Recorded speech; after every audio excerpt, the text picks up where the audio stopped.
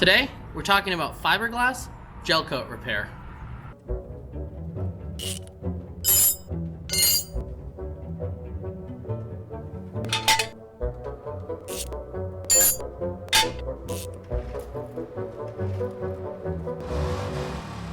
This is the after-work garage. If you own a fiberglass boat, especially a bass boat, and you're chasing fish and sometimes lures up into the shallows, this may look familiar to you. You also may know that getting it fixed at a shop can get really expensive really quickly. But fortunately, fixing it yourself at home and doing a quality job really isn't that hard. It just takes a little bit of know-how and some elbow grease. So today I'm going to try to get into this and see what we can make happen. If we take a closer look at the damage here, we can see that there is some of the underlying fiberglass showing, but I think the majority of it is confined to the gel coat, and it's not deep enough that we're going to have to add any filler in there. If you do have a very deep gash in your fiberglass, you're going to have to look at doing something like adding a fiberglass resin filler mixture and building it back up to a point where you can apply gel coat. For this repair though, I think I'm going to prepare the surface, add a little gel coat, and we'll see how it turns out. So the first thing I'm going to do is just use one of these little Dremel tools. I have the extension on here, but you don't actually need that, to smooth out some of the edges, as well as rough up some of the real smooth areas so that the new gel coat we apply has something to adhere to. And I'm actually going to do this before cleaning the surface, because I'm going to create a whole bunch of dust anyways that we're going to need to clean off.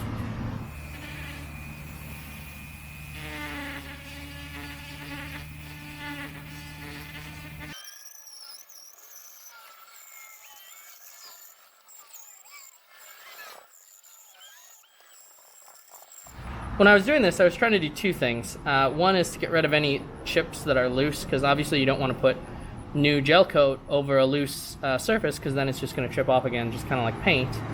Second thing I was trying to do is grind a little bit of a margin in here. So you're supposed to taper down the existing gel coat into the defect. I'm not sure how good a job I did, but I think it's going to be good enough, at least to give our new gel coat something to adhere to.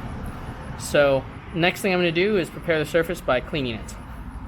For cleaning the surface, I'm just going to use a wet rag. I'm going to get up here too, just kind of clean the whole area of the boat around there, because there is gunk, you know, it's been in a lake. Next thing I'm going to do is just use some regular acetone. This is both to dry the water a little quicker and to get rid of any residue that may be on there. Just going to throw a little on a rag.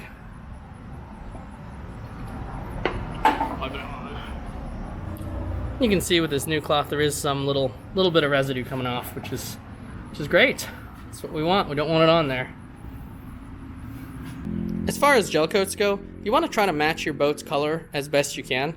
I'm lucky in that Ranger actually continues to sell all of the colors of gel coat that they put on boats, so I just phoned them up and said, hey, I need a gel coat for this year, this make, this model boat, and they were able to tell me that it was actually the taupe color, and I was able to buy a can. Now, it doesn't come with any instructions, nor does it come with a hardener, but it is the original gel coat in the original color that was on this boat, so hopefully it'll look good. Next thing we're going to need is a hardener for gel coat, and that's going to be this MEKP. It's like methyl ethyl ketophenol or something like that. I actually don't know what it is, but it's a really common hardener for vinyl fiberglasses and gel coats that you can buy at Walmart. In this case, I got it at Lowe's, and this is a Bondo version of it, but as long as it's this MEKP, you should be good. Now, in terms of ratios, pretty standard ratio I've heard and I've actually used before with this gel coat is 10 drops per ounce. So to measure that out, I just got a big syringe. It's got mils and ounces on it, so I'm just going to put 1 ounce in and then 10 drops of hardener. This is the easiest way I've found to do it. You can do it by weight, but since gel coats and these weigh different amounts, volume's the easiest. And since I'm not using like large volumes of resin, I don't want to be having to mix up, you know, a pint or more at a time, because that would be a waste. We actually have to build this up in layers, so I'm only going to be mixing up about 1 ounce at a time. Because of that, I'm also going to use disposable cups as a mixing container. They sell special mixing containers that are great, but they're kind of expensive. Do be aware, For other projects, I've mixed up 2-part epoxies and other things in these cups, and they will melt them eventually. So you don't really want that. So you just do a little tester and make sure it's not going to melt your cup. And if it does, then you'll just have to mix in something else. So without further ado, I'm going to get going, putting some of this in here with some hardener, mix it up really well, and then apply it to the boat. One other thing I should mention is that fiberglass resins and gel coats and things completely ruin paintbrushes. For this application, I'm actually just going to apply it with a little stir stick, because I found that dabbing it on there does just about as good a job as you're going to ever get with a brush. I've had this gel coat sitting around for quite a while actually, so I'm going to give it a really good shake to make sure it's completely mixed up before I open it.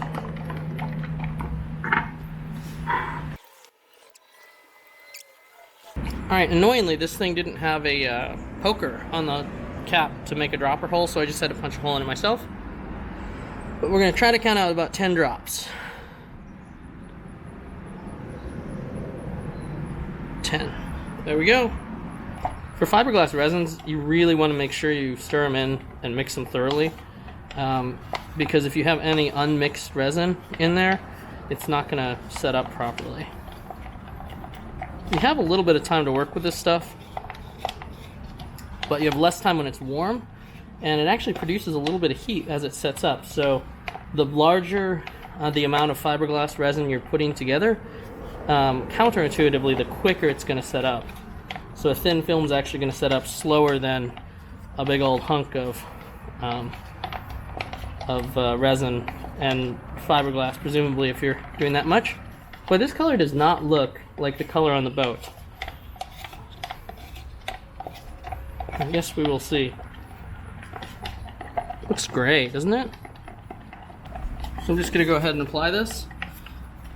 Again, I'm using a paint stick.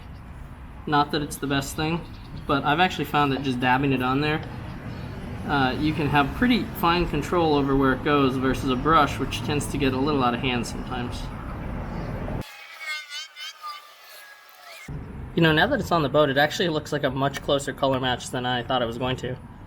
The can, it just looks so gray. So as you can see, we've built up at least a protective layer there, but we're starting to fill in most of the defect. There's still a little bit right here that we're going to need to work up on subsequent layers. But let's go ahead and let this set up. We want it to get basically dry to the touch, but still maybe a tiny bit tacky. So when you push into it, it's just a touch tacky. If you let it set up too hard, you'll have to actually sand it again before putting the next coat on. It's been about 45 minutes. I came out to check and see if it was time to apply another coat. And this is one of those resins that melts solo cups. So we're going to have to find another mixing vessel. Time to mix up another batch.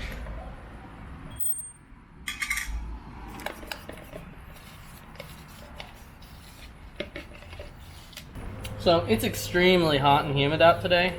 The heat helps epoxy set up, but I don't know if the humidity does. Alright. I'm going to leave it at that for this coat. Come back later, see where we are. Okay, so I didn't hit record there, but it's late at night. I want to get this done so that we can hopefully have it hard by tomorrow and I can sand it.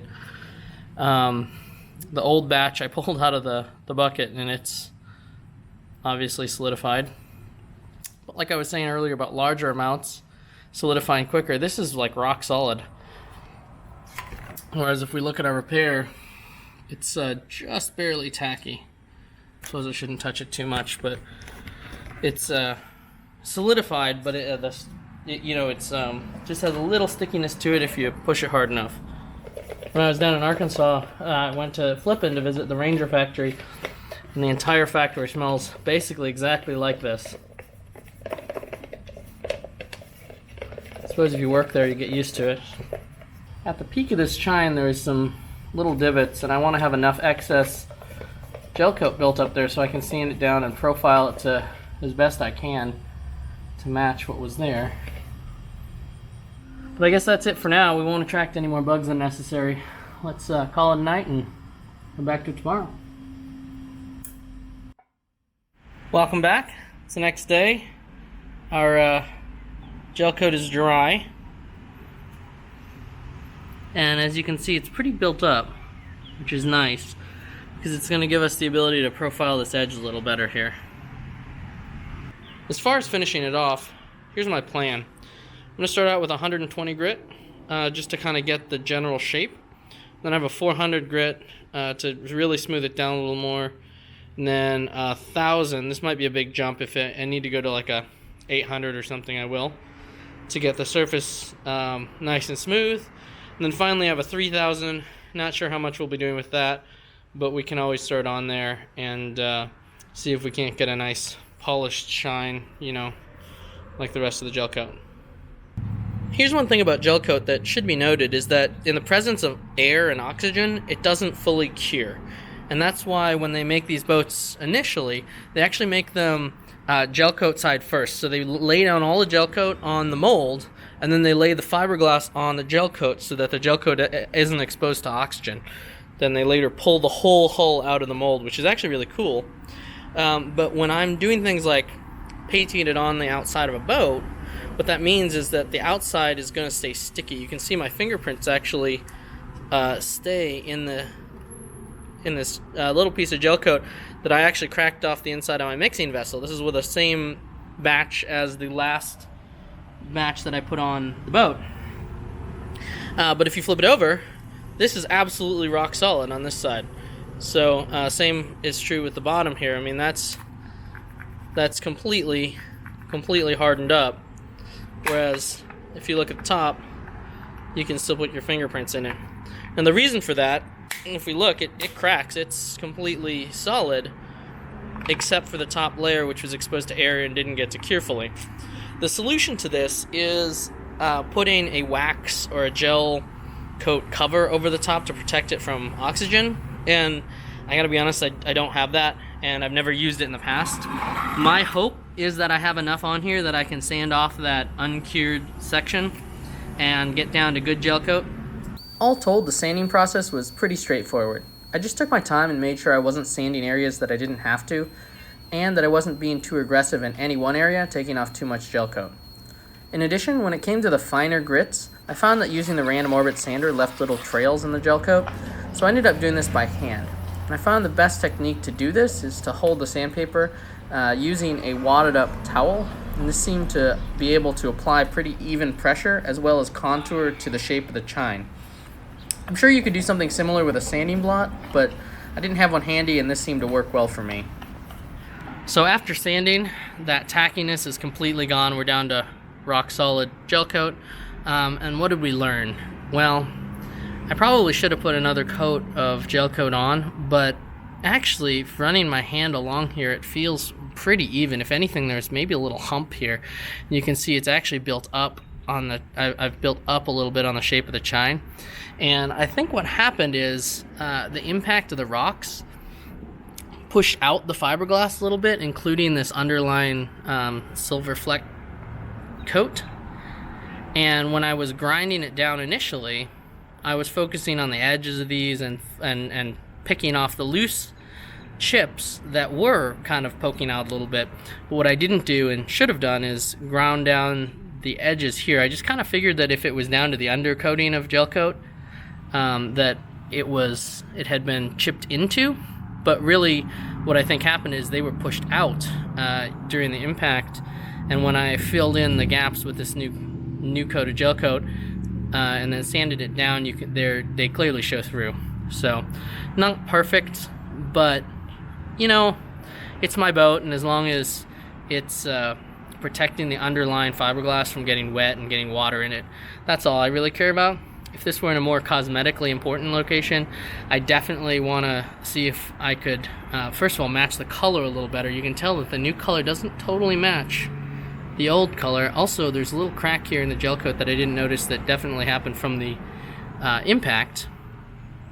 But I would probably have to go ahead and grind out these areas that are a little higher, and then I'd grind out that little crack and then go ahead and repeat the procedure, filling it all in again. It really did go back to a smooth profile a lot easier than I thought it was going to, And other than the little color mismatch and those flecks showing through, it looks pretty good. I'm actually kind of happy with it for basically a first and very amateurish attempt. But learned a lot of things that, you know, if this happens in the future, I will remember to make sure that all of the fiberglass is actually ground back into where it can be covered up again. Well, thanks for watching, and I'll see you next week on the Afterwork Garage.